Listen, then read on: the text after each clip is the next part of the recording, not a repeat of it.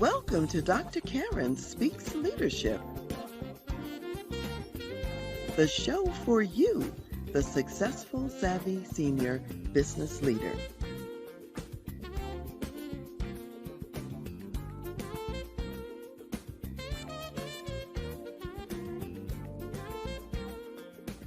Featuring the music of national recording artist Ron McMillan. And I am your host, Dr. Karen Wilson Stark.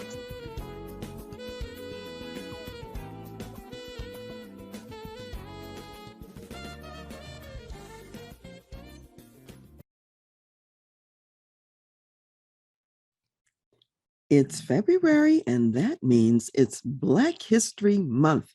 And this month, we're going to be doing a lot of exciting programs and exciting shows. So make sure you stay tuned for the whole series. I've got special guests.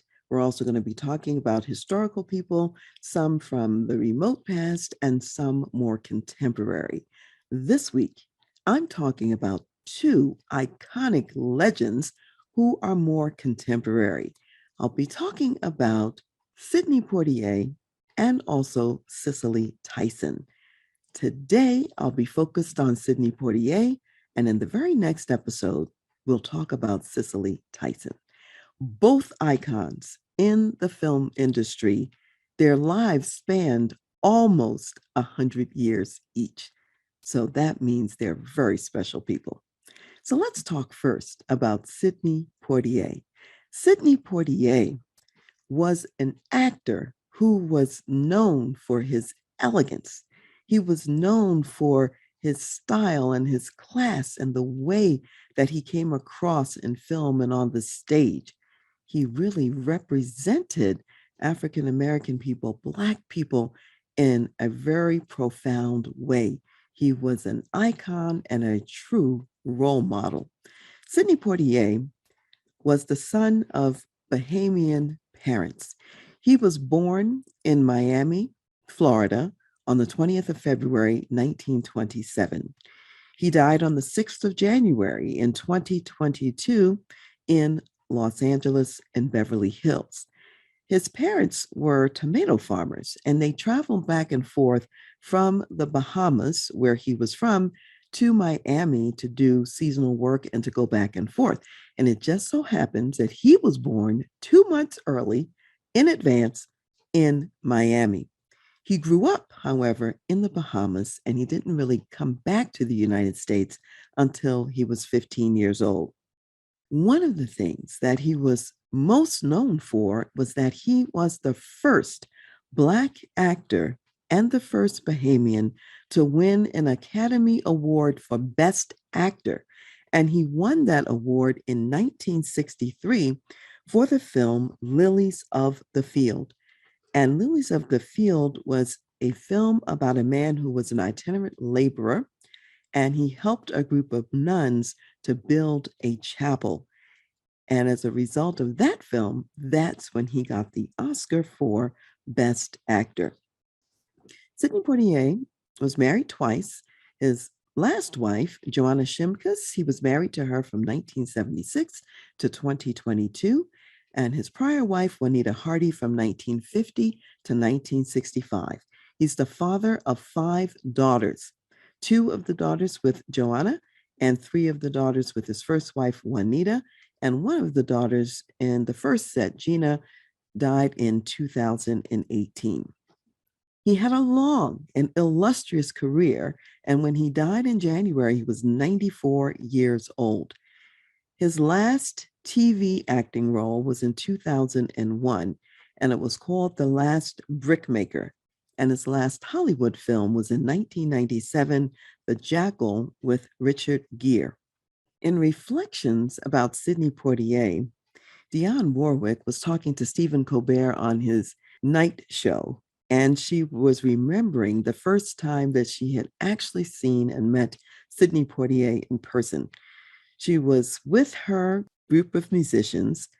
They were coming down the street in New York City, and it was right around 54th, 53rd Street and Broadway in about 1965.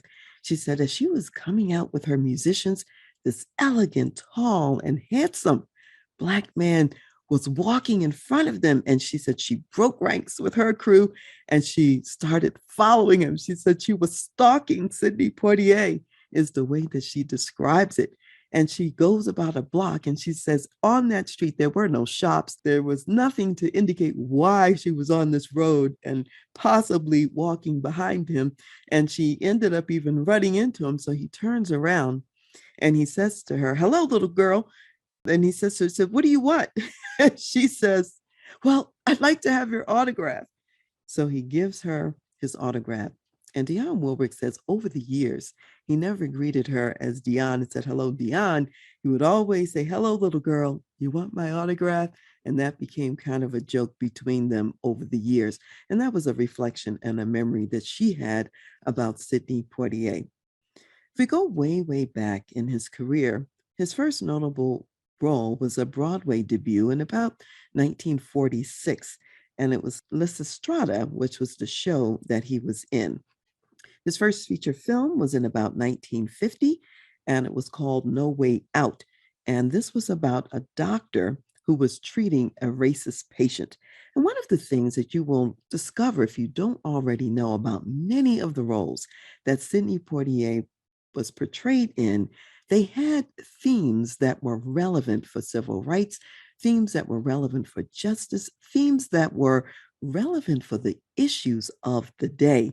And often those films would be pushing boundaries or pushing the envelope to really have people embrace thoughts and ideas that they may not have been practicing broadly in society at the time. He also starred in a film called A Patch of Blue. And in this movie, he had a romance, a chaste romance, no hugging, kissing, touching, or anything, with a blind woman who happened to be a white woman. And of course, that would have been unusual for the time. I particularly remember the British drama that he did in 1967, To Sir with Love. And here he is a teacher, and he's got to win over acceptance from these unruly students. And at some point, he wants to just throw up his hands and say, "I've tried everything.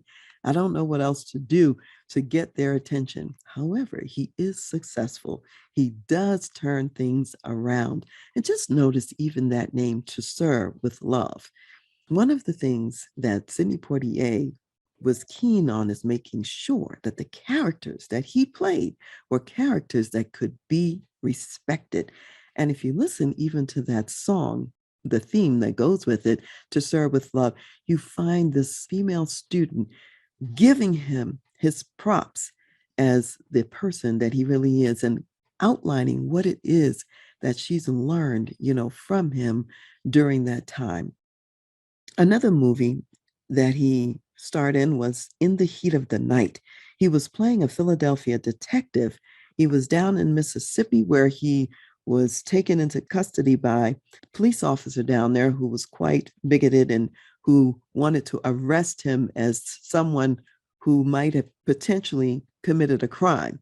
Long story short, he agrees to help this police officer down there find out who really did commit the crime. And so in that movie, he's known for an iconic phrase because his character is Virgil Tibbs. And when he's addressed in a way that's less than polite, he's asked, "Well, what do they call you up there?" Like up there where he's from, which is Philadelphia. He said, "They call me Mr. Tibbs." And that became a famous line that he was known for. Also, in that particular movie, which is set in Mississippi, there's a time in the movie where he's slapped by a racist plantation owner, and he did not want to leave the scene just with him being slapped by the racist plantation owner. So he said that he needed to slap the plantation owner back. And they agreed to that, but to make sure that it happened, it was written into his contract that that part of the scene where he slaps him back had to stay in. They couldn't remove it. It was in his contract. That's how dedicated he was to making sure that the right messages were there. He did not want to play a role where a Black man was being disrespected and did not have a chance to also respond back in some way. And then later on, he also did a movie that also was one of my favorites was Guess Who's Coming to Dinner? And in this movie, he played a doctor. He had a white fiance and he's meeting with her parents. He's there for dinner to convince them that he is an appropriate person to marry their daughter. And of course, at that time, this was out of the box thinking of an interracial relationship and particularly a potential interracial marriage. And they deal with those issues. And he's talking to the parents and really trying to make the case. So, both Guess Who's Coming to Dinner and also To Serve with Love are just movies, at least from my lifetime, I remember so clearly and seeing Sidney Poitier as representing possibilities that weren't possibilities that occurred every day in life for people who were Black at that time. And just thinking that he got the Academy Award in 1963, it would be many, many years, all the way up to 2002, before the next Black actor got the Academy Award for Best Actor, and that would be Denzel Washington for Training Day. So that was a long, long time in between. Now, Sidney Poitier racked up so many honors in his very long and illustrious career. I won't name probably, all of them, but a number of them I will mention. In 1995, he got the Kennedy Center Award. In 2009, he was awarded the Presidential Medal of Freedom. He also received 2 Golden Globe Awards, and in 1982, the Lifetime Achievement Honor. In 2000, he received a Grammy for his own narration of his autobiography. His autobiography was called The Measure of a Man, a Spiritual Autobiography. And then in 2000, he got an honorary Oscar for the remarkable accomplishments as an actor and as a human being.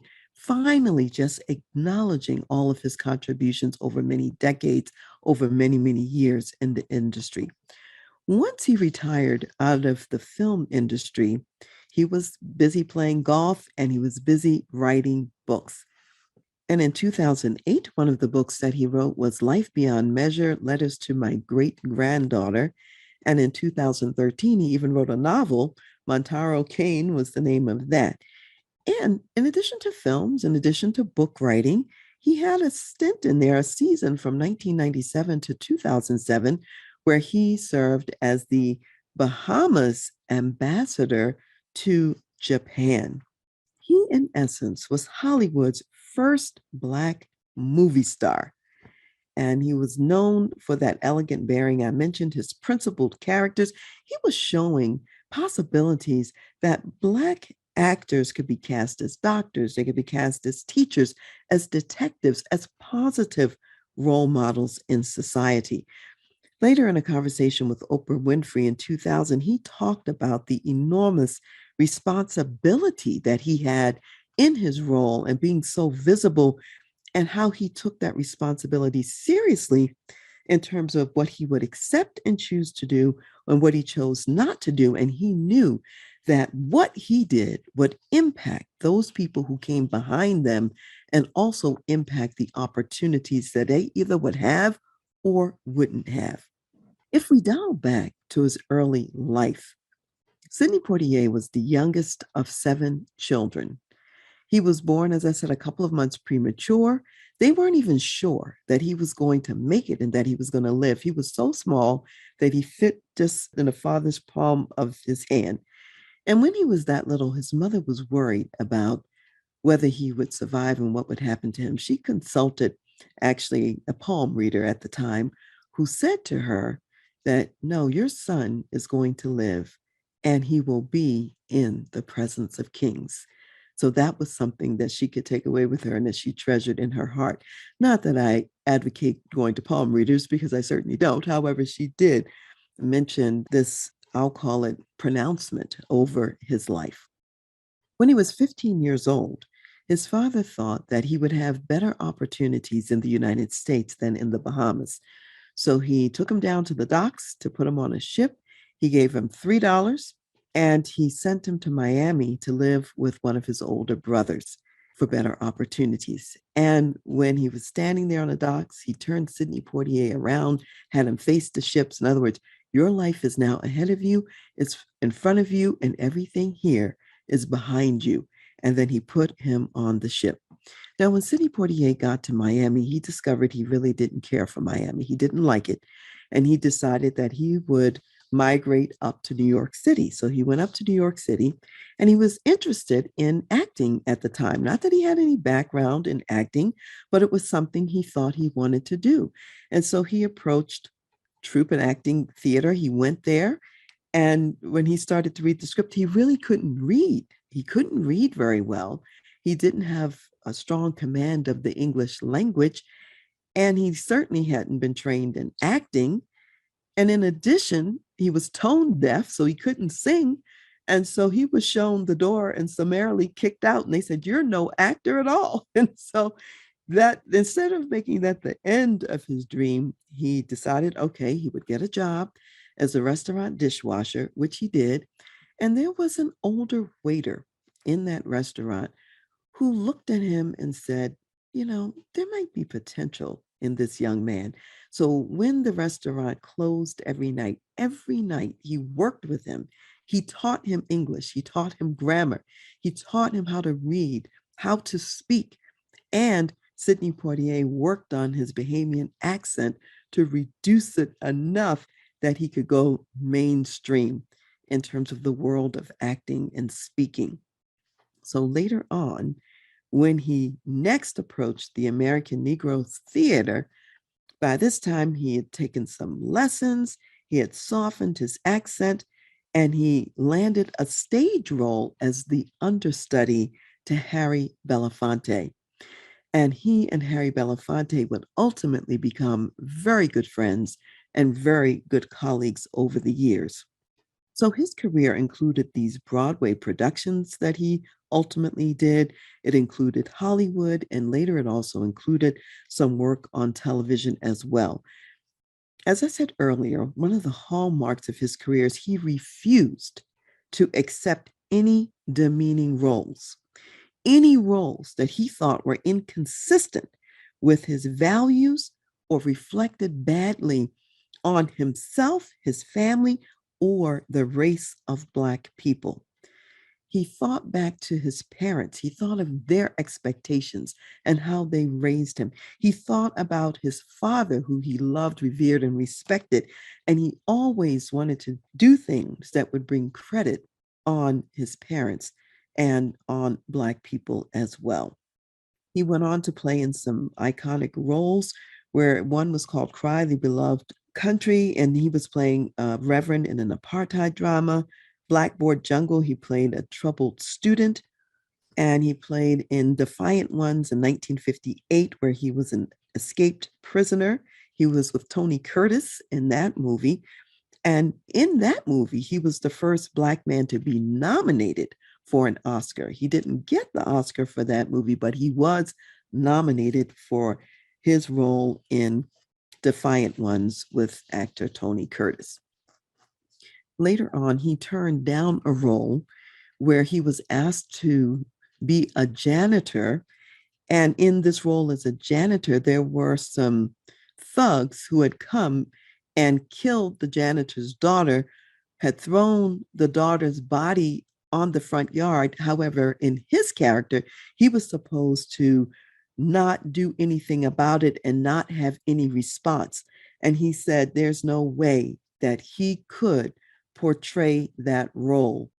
He couldn't do that with integrity, to see his supposed daughter thrown on the lawn and to have no appropriate response. Even though at that time the job was paying $750 a week, which was a lot, and he was struggling, he would not sell out and play that role. And his agent at the time said, "Well, it's not anything really negative about Black people. Why are you having an issue?" And his agent never understood it. However, Sidney Poitier was very clear it was not a role that he wanted to play or that he could play, and therefore he didn't.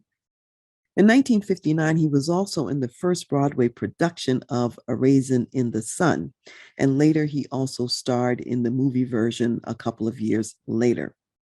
Because of the influence of his friend Harry Belafonte, he also got more actively involved in the civil rights movement, and he went to the March on Washington in 1963.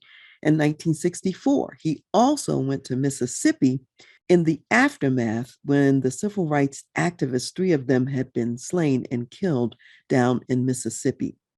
And later on, when he would be interviewed, he would say, "Oh, yes, clearly, racism was horrendous in his day. It was certainly a factor, an aspect of his everyday life. Yet he chose not to allow racism or the race issues to completely define his life. And he didn't want to just be interviewed on the basis of issues pertaining to race." And by the way, I should mention when you think about civil rights and you think about changes in society, when Guess Who's Coming to Dinner was released, it was released only 6 months after the Supreme Court had made a law in all 50 states that interracial marriages were legal. Prior to that time, interracial marriage was illegal in many places. So that was as late as 1967. Now, even though Sidney Poitier engaged in a lot of groundbreaking work and activities as an actor and as an activist, there were still people who criticized him. And one such person was the Black playwright Clifford Mason, who in 1967, in a New York Times column, he said about Sidney Poitier, he says, "Oh, he's just always playing a good guy in a white world where he doesn't have a wife, he doesn't have a sweetheart, he doesn't have a woman to love or to kiss. And he's just a Black man in a white world helping the white man to solve the white man's problems." Sidney Poitier was extremely upset about that. In fact, he was so upset that he returned to the Bahamas for a few months just to recover from it. And I think what people really don't understand is that for the time in which he lived, what he did was groundbreaking and definitely did not deserve the criticism that he received. Had he attempted to do some things even more groundbreaking before their time, we might not even know his name. We may not even have heard of him because he probably would have been stopped in his tracks and not been allowed to carry on as he did. But because he took advantage of those opportunities, walked in integrity with the opportunities that he had, we know his name today and will for a long time. And I remember him from my childhood, from my teenage years, and for really all of my life, as he is a lot older than me. Later in his career, he decided that he would also go into directing so that he could have a little more control over his projects. So one of his projects was Buck and the Preacher that featured his friend, Harry Belafonte. He also did Uptown Saturday Night featuring Bill Cosby, Let's Do It Again, A Piece of the Action. And those two films featured a lot of Black actors in them. So he was able to resource them with additional people that otherwise might not have been in those films and to showcase the talents of others. He also in 1980 directed Stir Crazy, which was one of his biggest hits. And this was a prison break comedy featuring Richard Pryor and Gene Wilder. I remember that movie. It was hilarious, absolutely hilarious. So if you haven't seen it, you can go back in the archives and pull Stir Crazy up and take a look at it. Later on in his career, he also did some films. He did in 1988, Shoot to Kill with Tom Berenger, 1992, Sneakers with Bruce Willis, and then, of course, that last one on Hollywood side, The Jackal with Richard Gere. On the TV side, he was nominated for Emmys for portraying Justice Thurgood Marshall, and that was in a miniseries. He also portrayed South African leader Nelson Mandela in another miniseries, and he was nominated for Emmys in both of those cases. In 2001, as I mentioned, he got the Honorary Academy Award for his overall achievements. And in 2002, when Denzel Washington accepted his Oscar for Best Actor for Training Day, Denzel Washington said, "I've been watching you and following you for 40 years." And he says, "I'll always be chasing you, Sidney, and following in your footsteps." 2009, it was President Obama who awarded him the Presidential Medal of Freedom. And in 2011, he received the Film Society of Lincoln Center's highest award. One of the stories that really touched me about Sidney Poitier is the story that Jamie Foxx tells. In Jamie Foxx's life, around about the time that he was about to get all kinds of awards for his portrayal of Ray Charles in the movie Ray. And in fact, Jamie Foxx went on to get the Best Actor Award in 2005. He got a Golden Globe Best Actor, the British Academy Film and TV Awards. He got Best Actor, and he also received an NAACP Image Award for his role in Ray. However, Jamie Foxx was in that generation and in that time and genre and way of operating where he wasn't taking his role as seriously as he needed to, meaning he was out there partying and living it up and not really thinking about what was the meaning of this opportunity that was in front of him. So the iconic Black leaders of the day were watching him and they were concerned that he was going to implode. So Oprah Winfrey got together a whole big, huge house full and group of people to meet with Jamie Foxx. Now, Jamie Foxx did not know what he was walking into. She invited him to come over, but she didn't tell him what for or who was going to be there. And when Jamie Foxx walked into the room, all of the icons of the film industry, of the media world were present, of the Black community. And included in that group was Sidney Poitier. And when Oprah called Jamie Foxx on the phone, he was shocked to hear Oprah when she was calling him to begin with. And if you know Jamie Foxx, you know that he imitates people and he imitates them very well. And he was imitating Oprah. And he said, she called him on the phone and said, "Jamie Foxx?" And he said, "Yes." "This is Oprah." And he was kind of thinking maybe this is a joke. This is really Oprah. And she invites him to this event. And when he walks in and he sees Sidney Poitier, all of these people assembled, he was, taken aback and he was humbled. But they called him there because it was time to have a little talk with him about the fact that this was not just about him. He couldn't be out there partying all night, messing up, and possibly making things hard for the next generation of people coming behind him.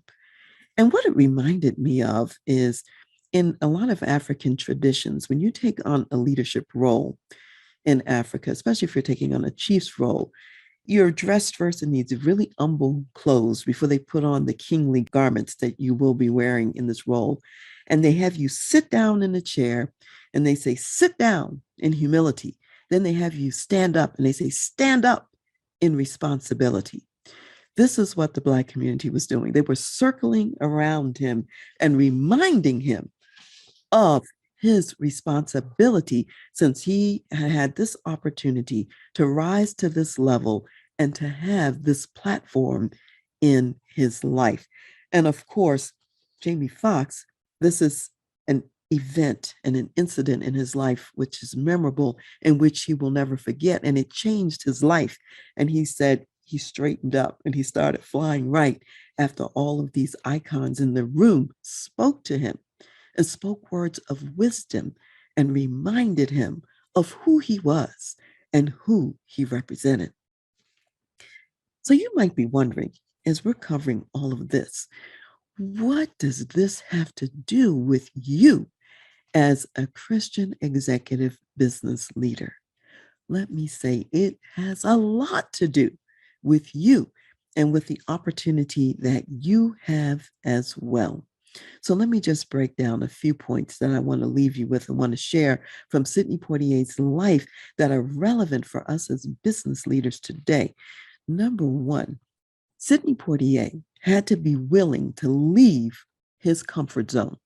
He was in the Bahamas, his home, where he was comfortable.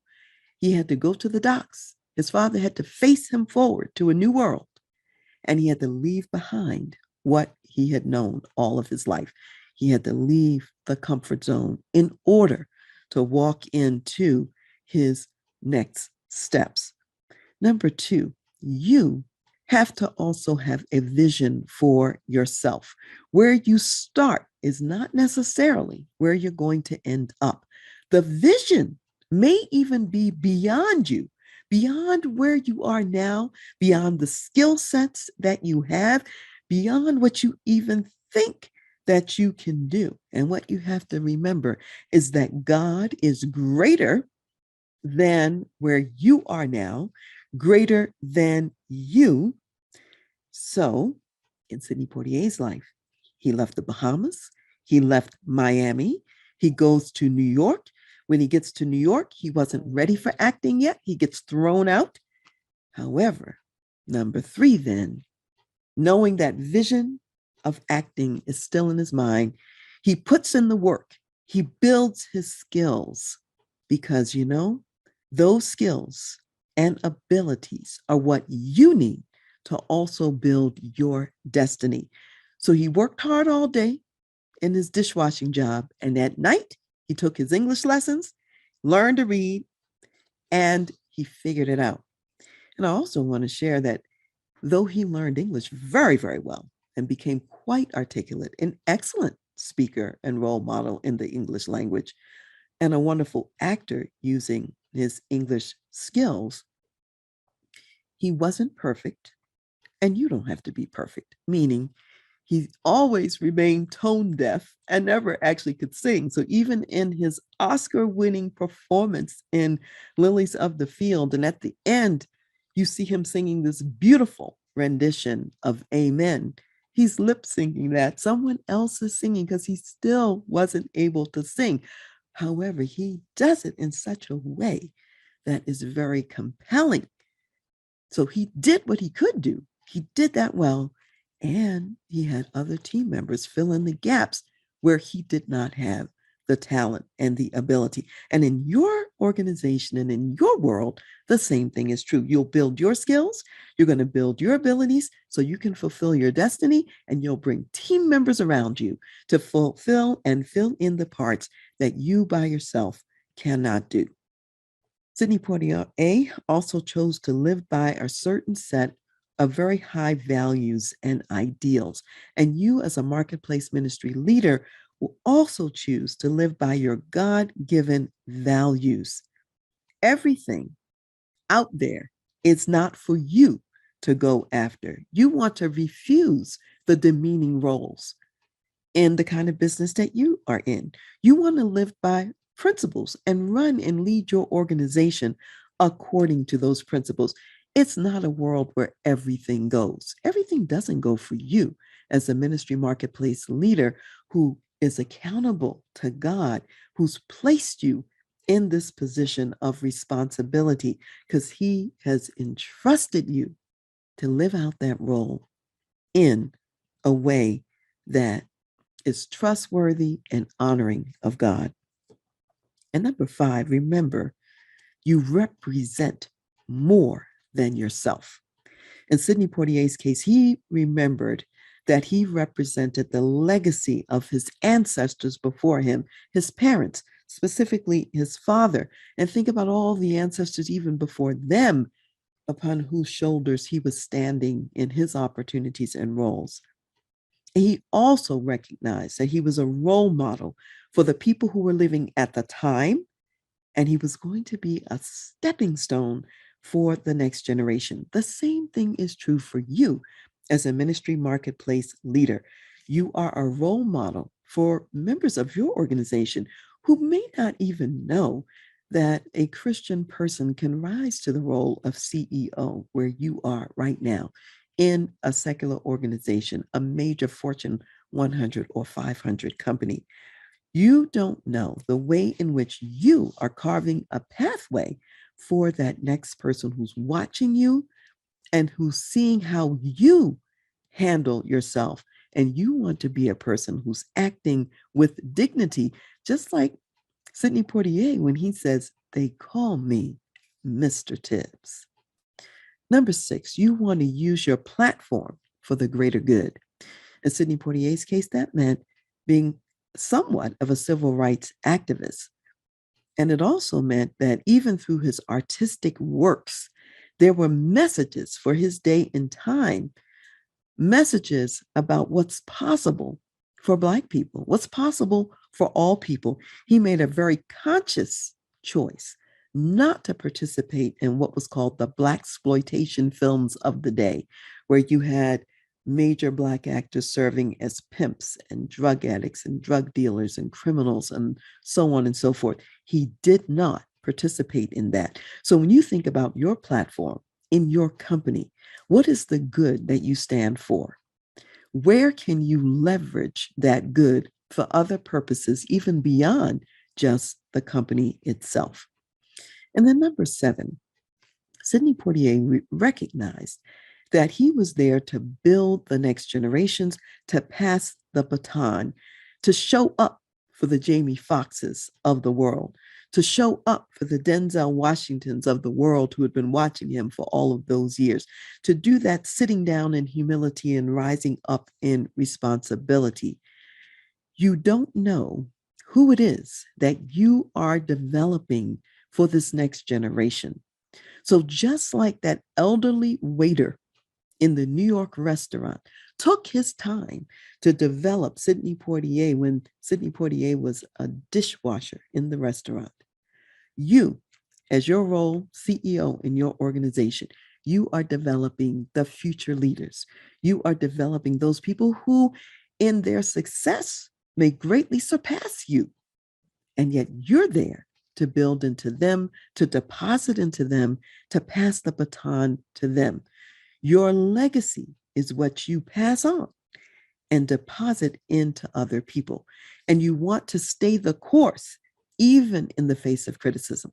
People who are doing great work are always going to be criticized. Sidney Poitier was criticized. I gave you an example of that. You will be criticized. People won't always understand your choices. They will think that you should do more. However, what you should do is what God calls you to do in your time and in your place and for the era in which you live. So I want to just say, Sidney Poitier, even though he has left us on the earth plane this year, Sidney Poitier, you left a great and lasting legacy. You have role modeled a way to live that we all can learn something from that enriches our lives, not just for business, but for life itself. And I want to end this segment sharing a verse that relates to what was said over him when he was a baby and it wasn't clear he was going to live. This comes from Proverbs, the 22nd chapter, verse 29. Do you see a man who excels in his work? He will stand before kings. He will not stand before unknown men.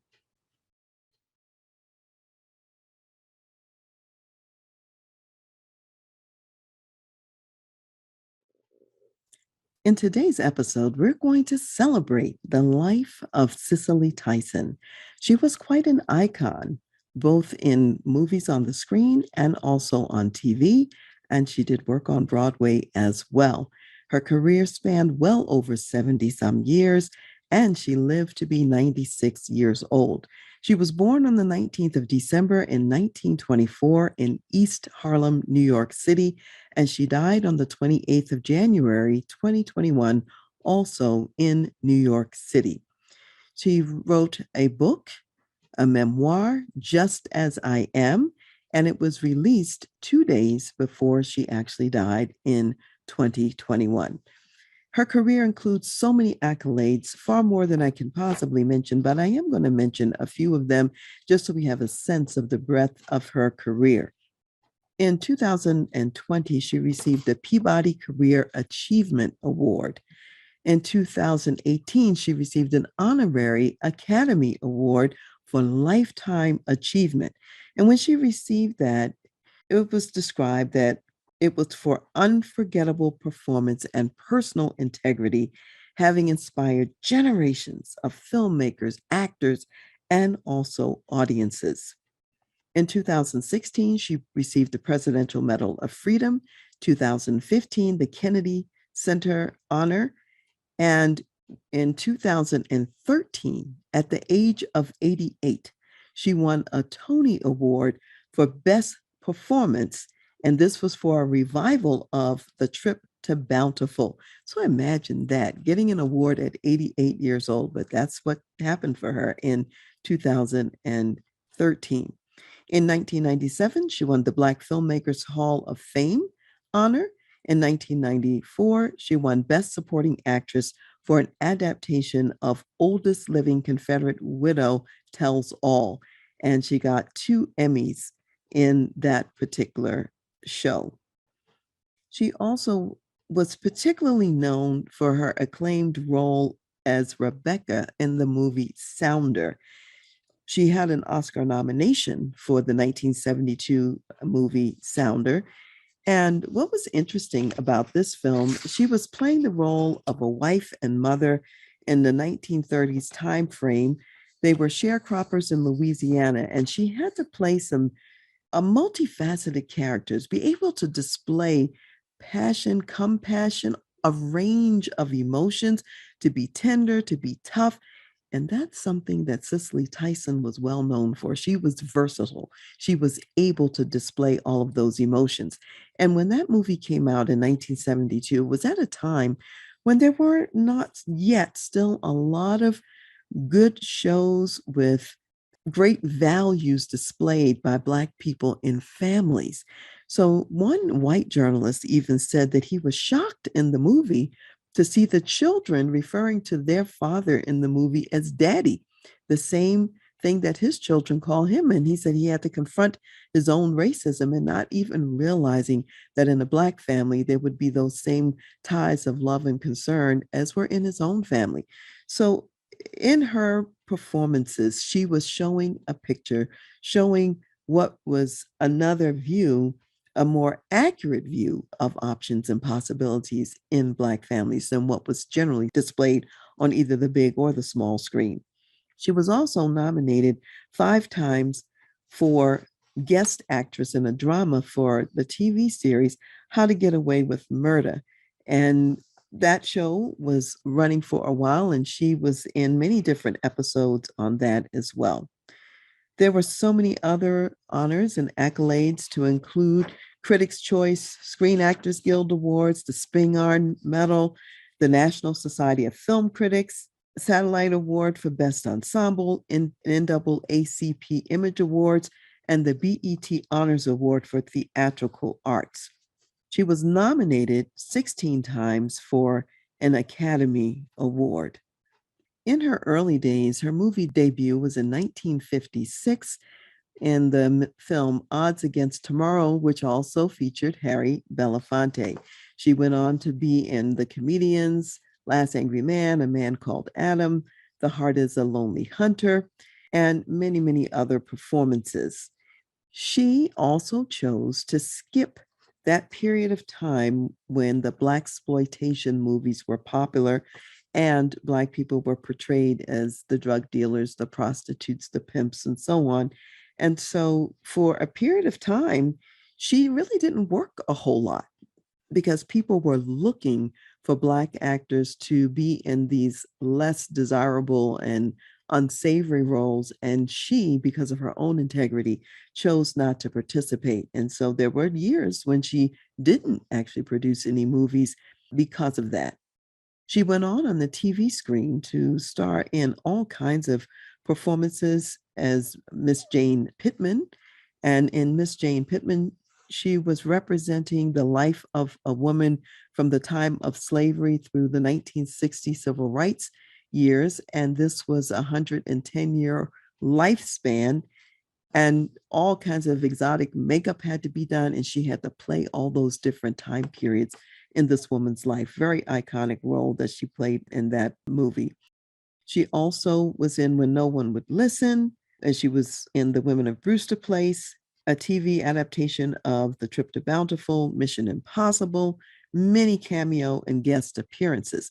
She also was very well known for playing iconic kinds of roles where there was a story to tell about important people, and she wanted that story told, and she accepted those roles, things such as the Wilma Rudolph story, or King, which is the story of Dr. Martin Luther King, A Woman Called Moses, the Marva Collins story. These were all stories that she really wanted to highlight. She also was in other productions such as The Help, Roots. She was the mother of Kunta Kinte in the Roots production, and Fried Green Tomatoes, and so many more. She was on an episode of Law and Order, and she also played in Sweet Justice, where she was a Southern attorney in a civil rights themed legal drama. That was in 1994 to 1995. During Tyler Perry's time and days, he included her in a lot of his productions later on in her career, such as 2005, Diary of a Mad Black Woman, 2006, Medea's Family Reunion, 2010, Why Did I Get Married Too, and then Alex Cross in 2012. In 1961, she did an off-Broadway production called The Blacks, and this was a role that really catapulted her career and gave her some additional opportunities. When she was serving in The Blacks in the role of Virtue, and she was an original cast member and was there for a number of years, she served with people like Roscoe Lee Brown, James Earl Jones, Godfrey Cambridge, and Raymond St. Jacques. I mean, these are top-notch names in the acting world at the time. And because of her work in The Blacks and her excellence, she ended up having the opportunity to be on a recurring TV drama, and she was the first Black woman to be in a recurring role on a Black TV drama series called East Side, West Side, and she was the assistant for the lead actor in that role. It was an office of social workers, as a matter of fact. She did a lot of other Broadway and other kinds of productions, to include Lorraine Hansberry's To Be Young, Gifted, and Black. She did that in 1969. And when she was working in The Blacks, she received an award, the Vernon Rice Award, for her performance there. If we dial back a little bit to her early life, when she was raised in New York, her parents were from the West Indies. They were from the island town of Nevis. They were a very religious family, strongly religious family. Her father was a carpenter and a painter. Her mother was a housekeeper. And they kept a close-knit and tight rein on the children. And most of their life really revolved around the church. She spent a lot of time playing the piano, playing the organ, teaching Sunday school, singing in the choir, going to prayer meetings, and involved in lots of activities in the church. Her parents didn't allow them to go to movies. And so later on, she didn't really know what a movie was. When she even considered the possibility of being an actor and being in movies, it wasn't anything that she had personally experienced. In spite of her parents' close-knit reign, she was talking to Kelly Ripa and Ryan Seacrest on their morning show, and it was the last interview that she did before she died, and she did the interview the day before she died. And one of the stories that she tells in that interview is that she used to sneak out of the house after her parents were gone, and she would take the subway and she would go down to a place where they would do concerts, and they would do these shows for young white children. It wasn't even for Black children, but she would go down there and she would sit on the steps and she would participate in terms of listening and absorbing it, taking it all in and paying attention. No one ever knew that she went down there to do that, and no one ever discovered it. But this was all part of just building in what she was going to need for her future. And she probably didn't even know what the future was going to be at that time, but she was already working on it. After she graduated high school, she worked as a secretary for the Red Cross. And then she was discovered by a fashion editor of Ebony magazine, and she became a model. So that was her first major career. And in her modeling career, she even appeared in Vogue magazine and also Harper's Bazaar. She later studied at the Actors Studio with Lloyd Richards and Vinette Carroll. She was featured as Barbara Allen in the 1959 off-Broadway production, The Dark of the Moon. It was a revival of a musical. She did a number of other variety shows, Talent 59, that was in 1959, and Jolly's Progress, where she was the understudy of the famous Eartha Kitt. So quite an illustrious career, all kinds of opportunities that she had a chance to participate in. In terms of her TV credits in later TV, she was on shows like The Naked City, The Nurses, I Spy, Slattery's People, and The Bill Cosby Show. Personally, she was also active in arts and charities. In her personal life, she was married to two different husbands. By her first husband, she had a daughter, and she's been very private, not even using the real name of her daughter, but she refers to her as Joan. And her book is dedicated to Joan. They had a very close relationship. And she left Joan's father when Joan was only 2 years old. So she spent a lot of time sacrificing to make sure her daughter would have better opportunities in her life, and even had to send her away for a while to boarding school. But they remained close all of her life, as a matter of fact. And later, she was also married to jazz musician Miles Davis. And that lasted a number of years. And ultimately, she ended up getting divorced from him as well. It was a tumultuous relationship. And she had a compassionate heart for him because she saw the talent that he had. She saw the gift that he was to the world. And she really wanted him to see that in himself and to stop the destructive life that he was leading. However, that was not to take place. And so she ultimately had to separate herself from him as well. Cicely Tyson's career was long, it was prolific, it was illustrious. And I would say this, similar to Sidney Poitier, she made sure not to serve in problematic roles. She refused to be a prostitute in any movie. She refused to be a housekeeper in any movie. She did not do anything that she felt was going to show disrepute and poor credit to Black people. She wasn't going to be a drug addict, nothing that would demean a Black woman. She did not play any of those roles. She was known for playing strong Black women, women who were about something in their lives and who had a message to actually share with other people. When she was young, she was very quiet, and she later learned that she could speak through other people, such as the roles that she was acted in. And that's often how she spoke messages that she wanted to get out to the world and to the public. One trivia fact about the movie Sounder, she wanted to play the lead of Rebecca, and that was in her mind, and she was practicing for it and rehearsing for it for a long time. However, the powers that be said that they didn't think she was appropriate for the role. They thought she was too nice looking. They thought she was too sexy, a whole bunch of things that somehow she wasn't the right person for the role. They offered the role to another actor at the time, and that was Gloria Foster.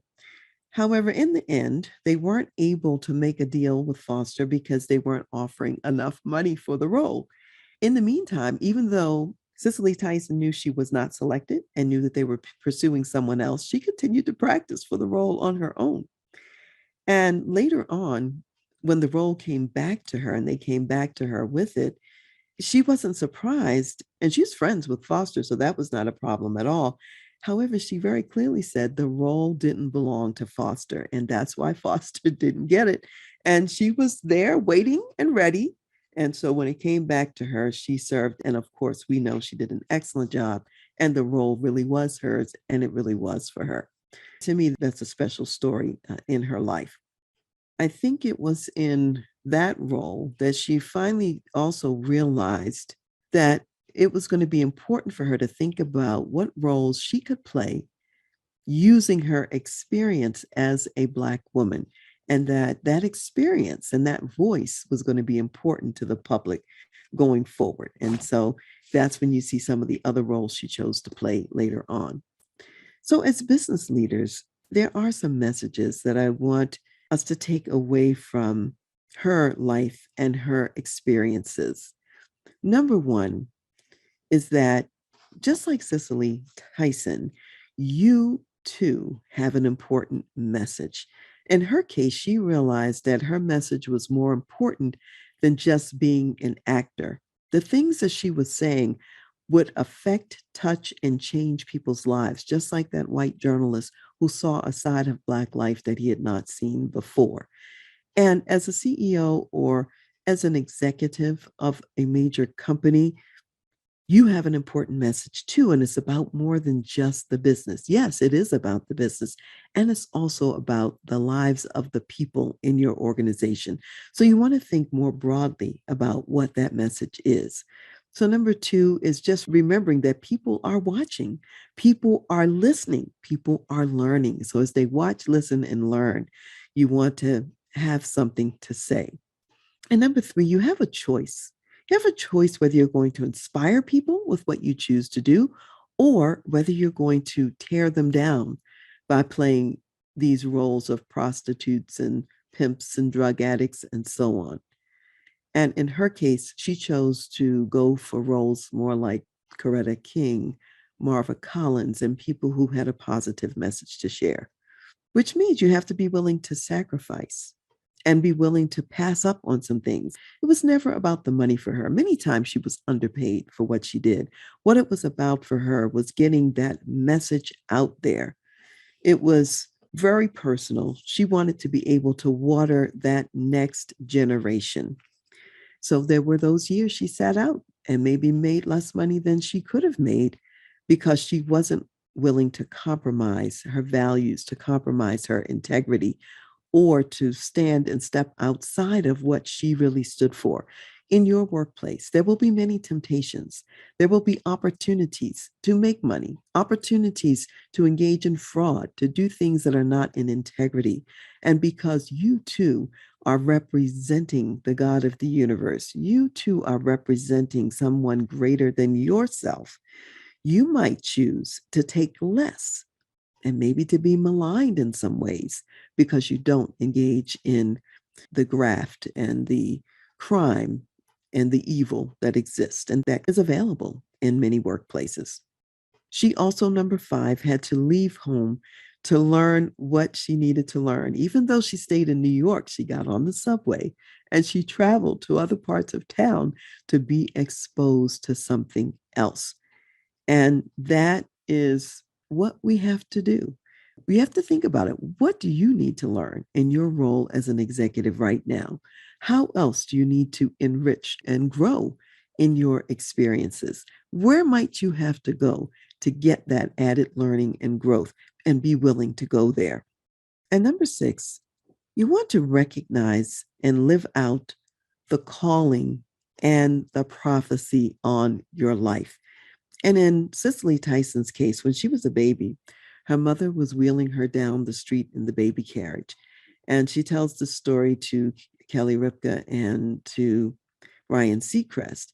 And a woman comes up and starts playing with her in the baby carriage and talking to her, and then speaks to Cicely Tyson's mother and says, "Take care of this little girl. Later in your life, she's going to take care of you. She's going to do great things." So that was then a prophecy over Cicely Tyson's life. So there was a calling for her that was recognized and she lived it out. You have a calling on your life too. It's no accident that you are where you are. God has you there for a season, a reason, and a purpose. And you want to take it seriously as well. Number seven, you want to take care of your body, the temple of God. In Cicely Tyson's case, she was asked what was it that contributed to her long life. And as we mentioned earlier, she lived to be 96 years old. And even in her old age, she was still very vibrant. And she was acting well and past her late 80s, even. There were several things she chose. She did not smoke, she didn't drink, she didn't do drugs. And after Dr. Martin Luther King died, she felt then called to vegetarianism as a way to stay healthy.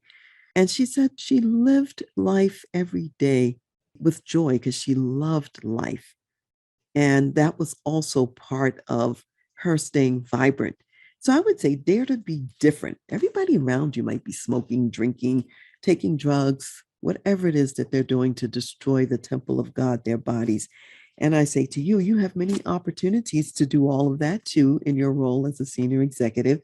And you can choose to take care of the temple, to live the long life that God has ordained for you so that you can touch many lives and many people in the process.